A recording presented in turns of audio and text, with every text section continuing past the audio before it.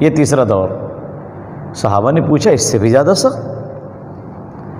آپ نے کہا ہاں، دیکھو اس کی شکل کیا بنے گی، اذا رأیتم المنکر معروفا والمعروف منکرا، جب تم برائی کو نیکی سمجھنے لگو گے اور نیکی کو برائی، جب تم برائی کو اچھائی سمجھو گے اور اچھائی کو برائی، یعنی برائی اور بے حیائی کو دیکھتے دیکھتے بے حیا معاشرہ میں ایسے لوگوں کے ساتھ رہتے رہتے قریباً سب کا مزاج یہ بن جائے گا کہ برے کام ان کو اچھے لگنے لگیں گے۔ جب نکیر نہیں کریں گے، جب اس پہ رد نہیں کریں گے، روک ٹوک نہیں کریں گے، تو نتیجہ کیا نکلے گا؟ اللہ تعالیٰ دلوں کو خلط ملط کر دے گا۔ دلوں کو خلط ملط کرنے کا یہ عذاب اور یہ مصیبت اللہ تعالیٰ نے بنی اسرائیل پہ، یہودیوں پہ نازل کی تھی۔ پارہ نمبر 6 کے اندر 6 میں اس کا تذکرہ کیا گیا ہے۔ چنانچہ آپ صلی اللہ علیہ وسلم کی وہ مشہور حدیث ہے کہ بنی اسرائیل کے جو نیک لوگ تھے نا، وہ اپنے بروں کو سمجھاتے تھے کہ تم غلط کر رہے ہو، ایسا نہ کرو، مگر پھر دوسرے وقت میں ان کے ساتھ کھانا پینا، ہنسی مذاق اور سارے کام چل رہے ہیں۔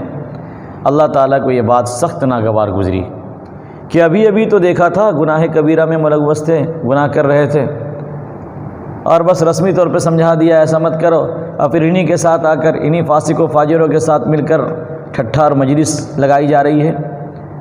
تو اللہ تعالیٰ کو غصہ آیا، اللہ تعالیٰ نے ایک کے دل کو دوسرے کے ساتھ خلط ملط کر دیا، یعنی سب کی سوچ ایک جیسی بن گئی۔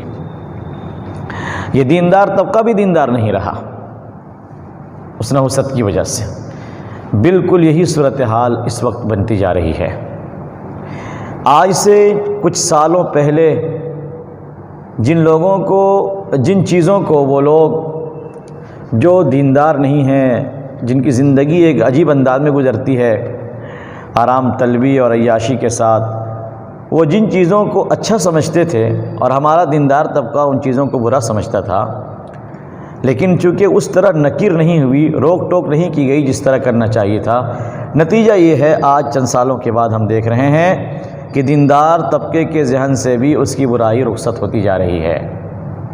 برائی کو برائی نہیں سمجھ رہے، کوئی حرج نہیں سمجھ رہے اس میں۔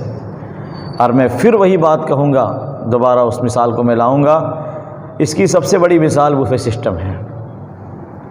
جب یہ سسٹم آیا تھا تو اس وقت دیندار طبقہ کے دلوں میں اس کی نفرت تھی کہ یہ غلط طریقہ ہے، خلاف سنت ہے، ہم اس کو قبول نہیں کر سکتے۔ لیکن جب روک ٹوک میں کمی آئی، بلکہ لوگوں نے اپنی زبان کو خاموش کر لیا، تو آج آپ چلے جائیے بوفے سسٹم میں، آپ کو لمبی لمبی داڑھی ٹوپی والے، آپ کو کتنے حاجی نمازی، اس سے بڑھ کر دینی جماعتوں سے جڑے ہوئے لوگ بھی کھڑے کھاتے ہوئے آپ کو مل جائیں گے۔ ہنسی مذاق بھی کر رہے ہیں، کھا رہے ہیں، ان کو ذرا بھی عار و شرم نہیں ہے کہ ہم یہ کیا کر رہے ہیں۔ بات وہی ہے کہ رأیتم المنکر معروفا، خرابی کو، برائی کو جو ہے اچھائی سمجھ بیٹھے، اور اس کا الٹا والمعروف منکرا، جو نیکی ہوگی نیکی کو گناہ سمجھ بیٹھیں گے، اچھائی کو برائی سمجھ بیٹھیں گے۔ آج شریعت کے کتنے ایسے کام ہیں جن کو شریعت اچھائی کہتی ہے، نیکی کہتی ہے، مگر لوگ ان کاموں کو برا سمجھتے ہیں۔ یہ بھی شریعت کا حکم ہے، یہ کیسا عجیب سا ہے، اس طرح کے منہ بناتے ہوئے نظر آتے ہیں۔ بہت زیادہ اگر لوگوں کے طنز سے بچنا ہو تو لوگ کیا بولیں گے، مسلمان ہو کر ایسا اعتراض کرتا ہے، اپنی شریعت پر دبے لفظوں میں اعتراض کرتے ہیں۔ آخر داڑھی رکھنا کتنی بڑی نیکی ہے؟ کیا لوگ اس کو غلط سمجھ رہے ہیں نا؟ آج اس کو غلط سمجھا جا رہا ہے۔ یہ کیا ہر جگہ داڑھی کی بات کی جاتی ہے؟ کبھی کہا جاتا ہے کہ یہ عربوں کا رواج تھا، اسلام سے اس کا کوئی تعلق نہیں ہے، یہ کرتا پجامہ ہے، جبہ ہے تو عربوں کا لباس ہے، اس کا مذہب سے کیا تعلق ہے؟ اس طرح کی باتیں کی جاتی ہے۔ پردے کی برائی کی جاتی ہے، وہ تو اللہ کے رسول کے زمانے میں چادر اوڑھنے کا حکم دیا گیا تھا، بڑی چادر اوڑھ لو بس ہو گیا۔ برقعے کا حکم کہاں ہے؟ اس میں تو انسان ایک دم سے قید ہو جاتا ہے، اور کتنی خرابیاں ہیں، جن کو سانس پھولنے کی بیماری ہو ان کو بڑی پریشانیاں ہوتی ہے، طرح طرح کے نقطے نکالے جاتے ہیں، خرابیاں بیان کی جاتی ہے اس کی۔ غرض یہ کہ دیندار طبقہ نیکیوں کے جن کام کو اپناتا ہے اس کو دنیا دار طبقہ اس سادگی کو، اس نیکی کو خرابی اور برائی سے تعبیر کرتا ہے۔ تو یہ تیسرا دور ہے۔ اب بدقسمتی سے کچھ چاہے ایک محدود طبقہ ہی ہو، مسلمانوں میں ایسے لوگ بھی پائے جاتے ہیں جو یہ مزاج رکھتے ہیں اپنا۔ یہ معاشرے کے اعلیٰ درجے کے بگاڑ کی علامت ہے، اعلیٰ درجے کے بگاڑ کی علامت ہے کہ انسان نیکی کو برائی اور برائی کو نیکی سمجھ بیٹھے۔ چنانچہ اب اسی سے ملتی جلتی ایک روایت آپ اور ملاحظہ کریں جس سے اس روایت کی پوری وضاحت ہوگی۔ عن ابی سعید رضی اللہ تعالی عنہ قال قال رسول اللہ صلی اللہ علیہ وسلم لتتبعن سنن من قبلکم شبرا بشبر وذراعا بذراع حتی لو دخلوا جحر ضب تبعتموہم قیل یا رسول اللہ الیہود والنصارى قال فمن متفق علیہ۔ وفی الترمذی عن عبداللہ بن عمرو رضی اللہ تعالی عنہ حتی ان کان منہم من اتا امہ علانیۃ لکان فی امتی من یصنع ذلک۔ صحیح البخاری حدیث نمبر 3456، صحیح مسلم حدیث نمبر 6781، مسند احمد حدیث نمبر 11800، اور ترمذی کے حوالے سے دوسرا ٹکڑا آیا، یہ ترمذی حدیث نمبر 2641، مستدرک حاکم حدیث نمبر 444۔ حدیث پاک کا ترجمہ ملاحظہ ہو۔ حضرت ابو سعید خدری رضی اللہ تعالیٰ عنہ سے منقول ہے، وہ ارشاد فرماتے ہیں کہ حضرت نبی اکرم صلی اللہ علیہ وسلم نے ارشاد فرمایا لَتَتَّبِعُنَّ سُنَنَ مَنْ قَبْلَكُمْ، تم سے پہلے جو لوگ گزرے ہیں تم ضرور بالضرور ان کے نقش قدم پر چلو گے، شبرم بشبرن و ذراعا بذراع، بالکل اسی طرح برابری پہ چلو گے تم جس طرح ایک بالشت دوسرے بالشت کے برابر ہوتا ہے، ایک ہاتھ دوسرے ہاتھ کے برابر ہوتا ہے۔ اللہ تعالیٰ نے انسانوں کے جو ہاتھ بنائے اور ہاتھ میں جو بالشت بنائے یہ بالکل ایک جیسے ہیں، کوئی کمی بیشی نہیں۔ اسی طرح تم ان کے نقش قدم پہ چلو گے، نقالی میں تم کوئی کسر نہیں چھوڑو گے۔ آگے آپ نے ایک مثال دی، حتی لو دخلوا جحر ضب تبعتموہم، یہاں تک کہ اگر وہ کسی گوہ کے بل میں داخل ہوں، گوہ ایک جانور ہوتا ہے جسے گوہ صاحب کہا جاتا ہے، کسی گوہ کے بل میں داخل ہوں تبعتموہم، اس میں بھی تم ان کی اتباع کرو گے۔ قیل یا رسول اللہ الیہود والنصارى، آپ سے پوچھا گیا کہ اللہ کے رسول آپ یہود و نصارہ کی بات کر رہے ہیں؟ آپ نے جو کہا کہ تم اپنے سے پہلے لوگوں کے نقش قدم پہ چلو گے تو پہلے لوگوں سے مراد کون؟ یہود و نصارہ ہیں؟ قال فمن، آپ نے فرمایا پھر اور کون؟ میں انہی کی بات کر رہا ہوں۔ ترمذی میں جب یہ روایت آئی، یہ روایت تو بخاری اور مسلم کی تھی، ترمذی میں جب روایت آئی تو اس کے الفاظ سنیں، رونگٹے کھڑے ہو جائیں گے سن کر۔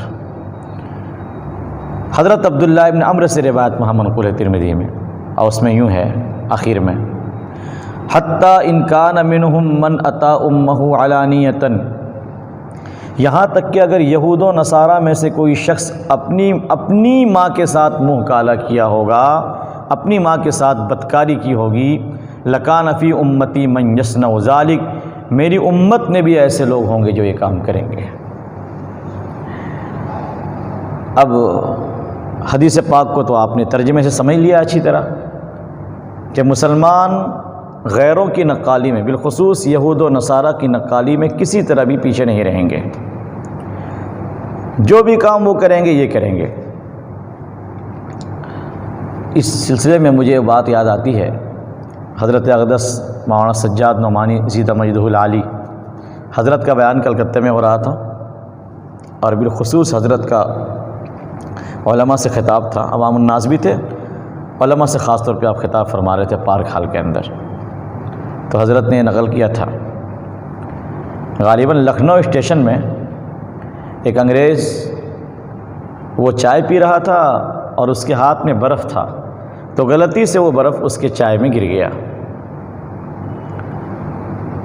تو ایک رکشہ والے دیکھ رہا تھا، ایک رکشہ والا کہ بھئی وہ چائے میں برف ہے، اس کو پیا جا رہا ہے۔ اس نے سمجھا کہ مغرب سے ویسٹ والوں کی طرف سے جو ہے چائے پینے کا کوئی نیا طریقہ آیا ہے۔ اس بیوقوف کو دیکھیے، اس نے چائے خریدی، برف بھی خریدا اور باضابطہ برف کو چائے میں ڈالا اور اس کے بعد پیا۔ یعنی آپ سمجھ رہے ہیں نا، اللہ تعالیٰ عقلوں کو چھین لیتا ہے۔ جب انسان غیروں کی اتنی نقالی پہ اتر آئے تو اللہ عقل بھی چھین لیتا ہے۔ اللہ کے رسول نے ایک مثال دے کے سمجھایا ہے اس کی، کیا فرمایا؟ حَتَّى لَوْ دَخَلُوا جُحْرَ ضَبٍّ تَبِعْتُمُوهُمْ، اگر وہ کسی گوہ کے سوراخ میں داخل ہونا تم بھی ان کی اتباع کرو گے۔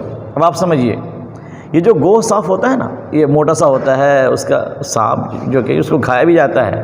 امام شافعی اور امام احمد رحمۃ اللہ علیہما کے نزدیک گوہ اس کو کھایا جاتا ہے، حلال ہے ان کے یہاں، بخاری میں روایت موجود ہے۔ امام صاحب رحمۃ اللہ علیہ اس کا انکار کرتے ہیں، امام صاحب کے یہاں یہ جو ہے مکروہ تحریمی کے درجے میں ہے۔ تو گوہ کا جو بل ہوتا ہے نا، بل، وہ سوراخ کا جو منہ ہوتا ہے وہ بہت تنگ ہوتا ہے، تنگ چھوٹا سا، اور وہ گوہ جو ہے اس کے اندر وہ جانور داخل ہوتا ہے اور دوسرے دو سوراخ بنا کر رکھتا ہے، وہ ادھر سے داخل ہوتا ہے ادھر سے نکل جاتا ہے۔